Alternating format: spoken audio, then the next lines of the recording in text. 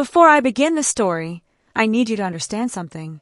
What I'm about to tell you will make you question everything you think you know about family, trust, and how far someone will go for money. If you're here expecting a fairy tale wedding story, you might want to click away now. But if you're ready to hear the truth about what really happened on what was supposed to be the happiest day of my life, and how my sister solved her own murder from beyond the grave, then please stay with me. Trust me, you'll want to hear every single detail of this. And if this story keeps you on the edge of your seat like it should, please hit that subscribe button. Sometimes, the only way to honor the truth is to make sure it's heard by as many people as possible. Detective Martinez looked me straight in the eyes as he held up the evidence bag. The fluorescent lights of the police station made everything look cold and sterile, but nothing could have prepared me for what I saw inside that clear plastic bag. It was my sister Emma's phone, cracked, water-damaged, the screen completely black, but unmistakably hers with that ridiculous pink unicorn case she bought as a joke and ended up loving. "We found this in the lake, Sarah," he said quietly, his voice carrying the weight of bad news he delivered too many times before. 15 feet down, caught in the roots of a fallen tree. "I'm sorry, but we need to ask you some serious questions about your sister's disappearance during your wedding reception." That was 3 weeks ago. 3 weeks of sleepless nights, of replaying every moment of that day, of wondering if I could have done something different. Today, sitting here, I finally understand why Emma vanished that night. I know who killed her, and I know why they thought they could get away with it forever. They were dead wrong. But here's the thing that will blow your mind. Emma knew she was going to die. She planned for it, and from her grave, she made sure her killer would pay. Let me take you back to October 15th, what was supposed to be the perfect autumn wedding. And I mean perfect. We'd spent 2 years planning this day. Michael and I had saved every penny, called in every favor, stressed over every detail. The venue was this gorgeous lakeside estate, all golden leaves and crisp air. The kind of place that makes you believe in fairy tales. Emma had been my maid of honor, and God, she was radiant that day. She wore this burgundy dress that made her look like she was glowing, and she had everyone in stitches during her speech, roasting Michael about how he tried to impress me on our first date by taking me to the most expensive restaurant in town, and then realizing he'd forgotten his wallet. But if you'd looked closely, really closely, you might have noticed Emma wasn't her usual self. She kept checking her phone, scanning the crowd, and I caught her having hushed conversations with my tech-savvy cousin Jake near the gift table. 3 days before the wedding, Emma had pulled me aside with that serious expression she only wore when something was eating at her soul. "Sarah, I need to tell you something about Mom's accident," she'd said, her voice barely above a whisper, glancing around my apartment like she was afraid someone might be listening. "I don't think it was an accident. Our mother, Linda, had died in a car crash 6 months earlier. A late-night drive on Route 9, that winding mountain road she'd driven 1,000 times before. Her car was found wrapped around an ancient oak tree at 2:47 a.m. No skid marks, no evidence of another vehicle, blood alcohol level barely registering, 0.04, well under the legal limit. The police had ruled it an accident. Grief makes people do unpredictable things, they said. Mom had been struggling since Dad's death from cancer 8 months earlier. Sometimes people just lose control, they explain with that patronizing tone cops use when they want you to stop asking questions. Case closed. Move on. Grieve and heal. "Emma, we've been through this 100 times, I'd said, trying to keep the exhaustion out of my voice. We'd had this conversation so many times since Mom's funeral. Mom had been drinking that night. She was depressed. She was lonely. She missed Dad so much she could barely function. Sometimes people just... Stop! Emma's voice cut through my words like a blade. Just stop and listen to me for once, Sarah. I found something in her things. Insurance papers. Someone took out a life insurance policy on Mom just 3 months before she died. A massive one. $700,000. The number hit me like a physical blow. $700,000. Linda worked as a substitute teacher and lived in a modest 2-bedroom house. What did she need that kind of coverage for? Who would? I started, but Emma's expression already told me the answer. Uncle Richard. Richard Morrison. Mom's younger brother by 4 years, and our family's biggest disappointment. A string of failed businesses.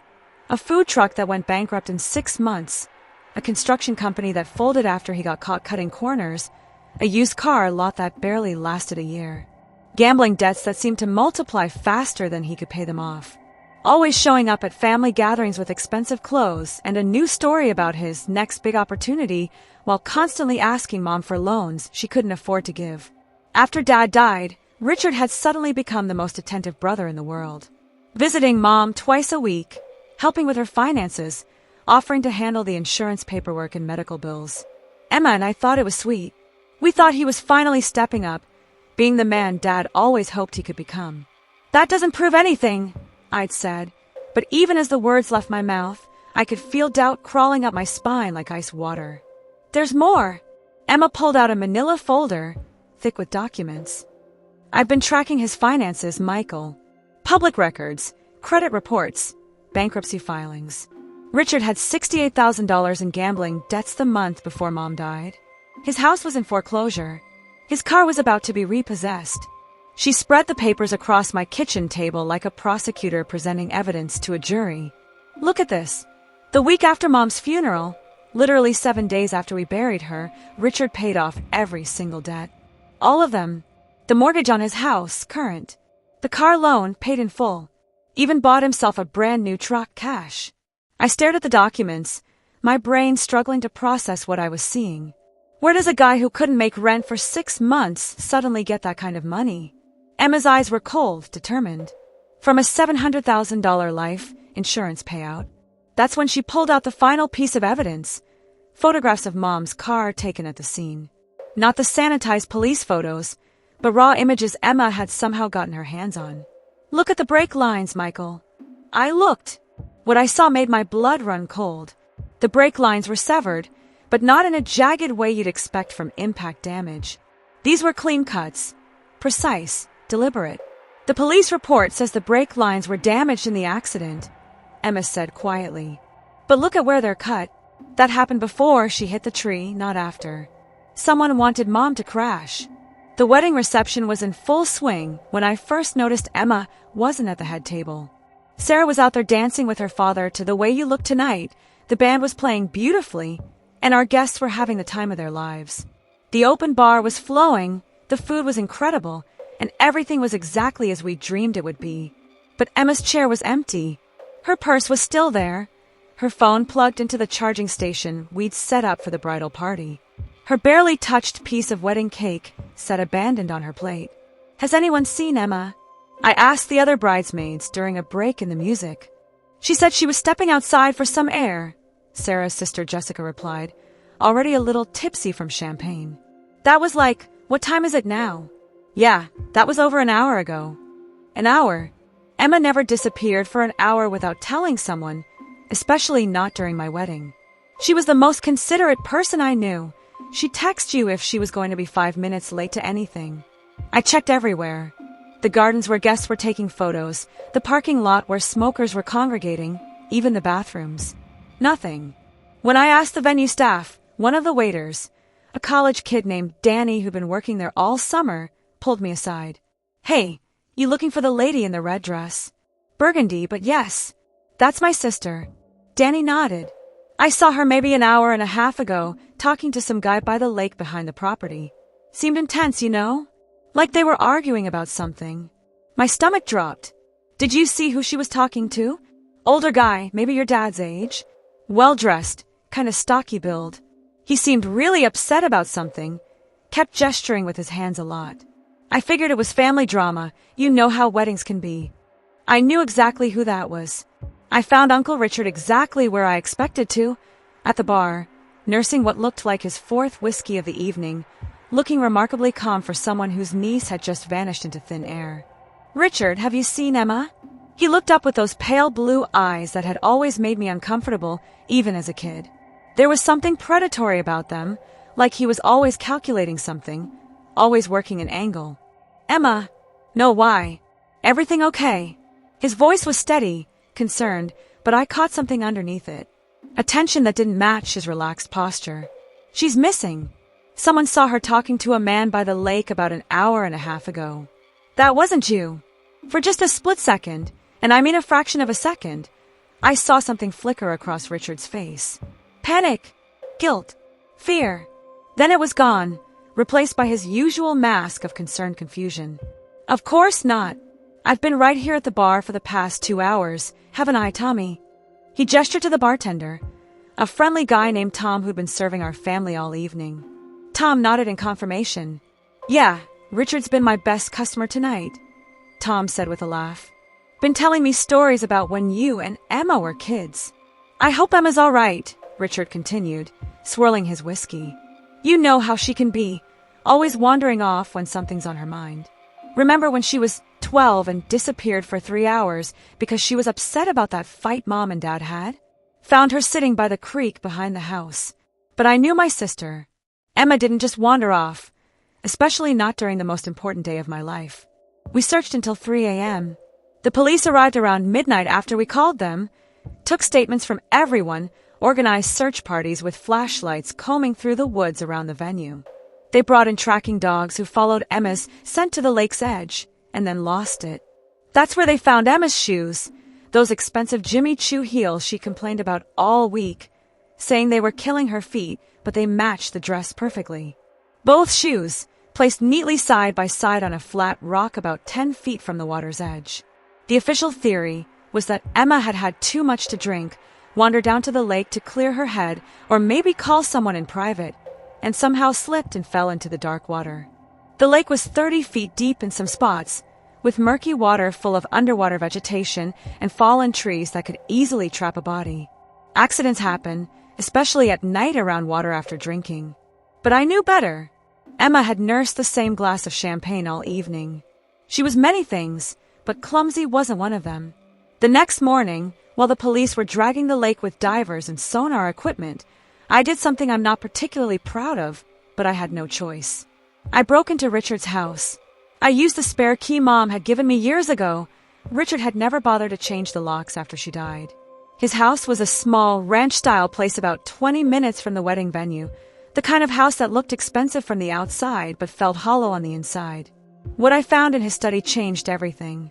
The insurance documents Emma had shown me were there. Yes, but there was so much more. Printed emails between Richard and someone named David Walsh, a private investigator with a questionable reputation and a willingness to bend rules for the right price. The emails were chilling. Richard had been having Mom followed for weeks before her death, documenting her daily routines, her emotional state after Dad's death, her occasional glass of wine in the evening. Walsh had compiled a detailed report that painted Mom as an unstable woman teetering on the edge of self-destruction. But the most damning evidence was tucked away in a filing cabinet, a receipt dated October 12th, 3 days before my wedding and the day before Mom died. A receipt from AutoZone for brake fluid, brake line cutting tools, and work gloves. Paid for in cash. My hands were shaking as I photographed everything with my phone. Then I saw something that made my blood run cold. A calendar on Richard's desk with my wedding date circled in red ink, and next to it, Emma's name with one word written underneath. Problem. That's when I heard the car in the driveway. I'd barely made it out the back door before Richard came home. As I crouched behind his neighbor's fence, my heart hammering against my ribs, I watched him through the window. He went straight to his study, and I could see him frantically searching through his desk, opening filing cabinets, checking his computer. He knew someone had been there. My phone buzzed with a text from an unknown number. Stop looking where you don't belong, or you'll join your mother and sister. 3 weeks later, when Detective Martinez showed me Emma's phone in that evidence bag, I was ready. I turned over everything I'd found in Richard's house, the documents, the photographs, the threatening text message I'd received. Why didn't you bring this to us immediately? Martinez asked, his expression a mixture of understanding and frustration. Because I needed to be absolutely sure, I said. And because I knew Richard would disappear the moment he felt cornered. What I didn't tell the detective was that I'd spent those 3 weeks setting an elaborate trap. I'd let Richard know, through carefully planted conversations with other family members at Emma's memorial service, that Emma had confided her suspicions to me before the wedding. I mentioned that she told me she had hidden evidence somewhere safe, evidence that would automatically come to light if anything happened to her. Richard's response was predictable and desperate. He tried to break into Emma's apartment, but the landlord had changed the locks.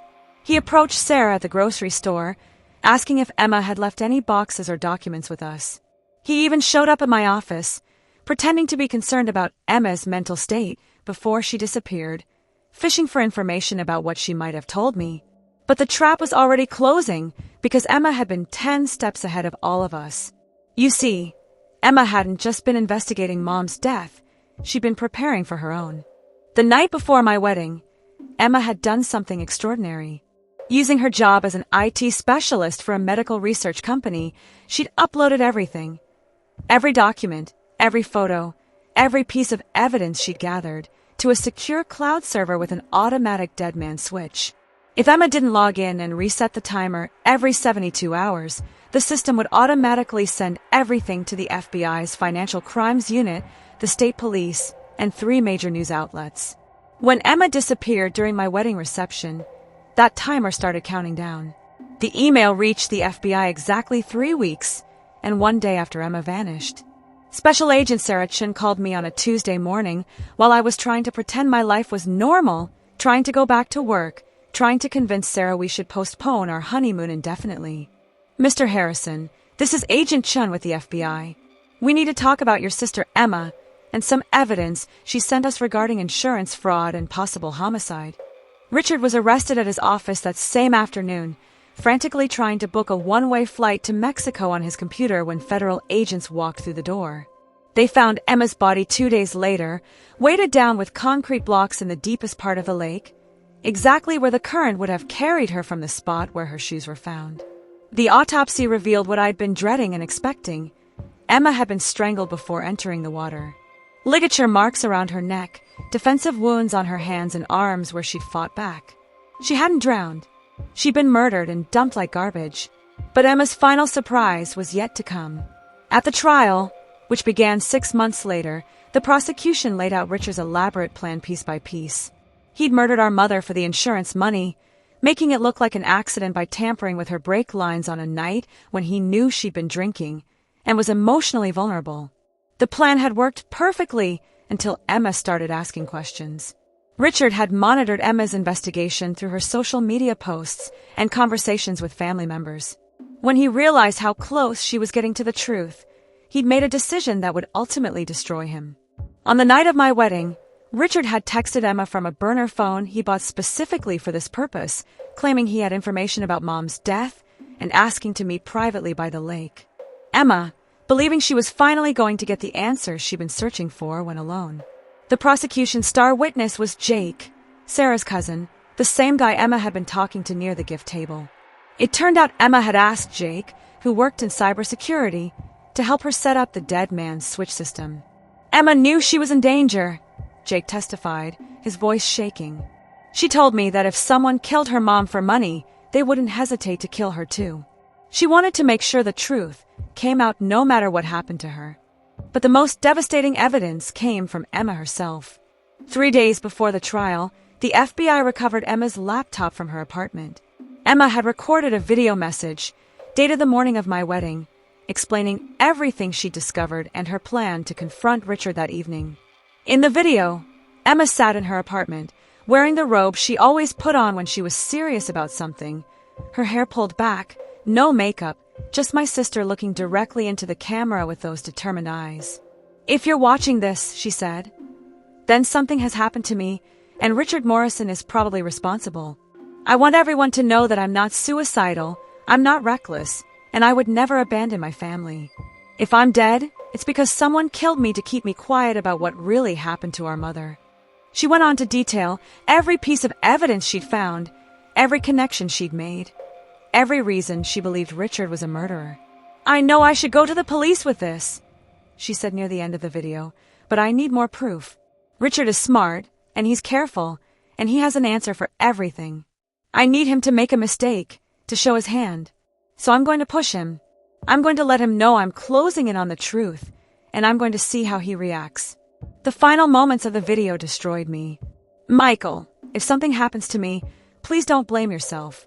You've always tried to protect me, but this is something I have to do. Mom deserves justice, and I'm the only one who can get it for her. Take care of Sarah, be happy, and know that I love you more than anything in this world." The video was timestamped 6:47 a.m. on October 15th, 7 hours before she died. Richard's defense was pathetic. His lawyer, an overpriced snake named Bradley Williams who specialized in getting rich people out of trouble, tried to paint Emma as an unstable woman obsessed with conspiracy theories who had attacked Richard in a psychotic episode. My client was trying to help his grieving niece, Williams argued. When she became violent and irrational, he defended himself. What happened afterward was a tragic accident born of panic and fear. But the evidence was overwhelming. The planned nature of the meeting, the burner phone, the concrete blocks, the systematic disposal of the body, nothing about Emma's death was accidental or spontaneous. The jury took less than 4 hours to convict Richard Morrison of 2 counts of first-degree murder and 1 count of insurance fraud. As they read the verdict, I watched Richard's face crumble. The arrogant smirk he'd worn throughout the trial disappeared, replaced by the hollow expression of a man who'd finally realized he'd been outmaneuvered by his victims. As the bailiffs led him away in shackles, Richard looked back at me one last time. "She was going to ruin everything," he said, his voice barely audible. "I built something. I had a plan, and she was going to destroy it all for what? For justice? For closure? Your mother was already dead, Michael. Nothing Emma did was going to bring her back." "No," I replied, standing up so he could see me clearly. "But it brought you down. And that's exactly what she intended." The judge sentenced Richard to life in prison without the possibility of parole. The insurance money he'd stolen was returned to charity, as Momswell had originally specified before Richard had convinced her to change the beneficiary. Today, 2 years later, Sarah and I renewed our vows on the anniversary of Emma's death. We held the ceremony by the lake where she was found, not because we're morbid, but because Emma would have insisted on being there one way or another. She never missed a family celebration. I still think about that night, about the chain of events that led to Emma walking alone to meet her killer. I wonder what would have happened if I'd paid more attention to her mood at the reception, if I'd insisted she tell me about her investigation, if I'd gone with her to confront Richard. But I also know my sister. Emma never backed down from a fight, especially when it came to family. She saw an injustice and she couldn't let it stand, even when she knew it might cost her everything. She solved Mom's murder and ensured her own killer would face justice, even after death. She planned her own posthumous investigation and executed it flawlessly.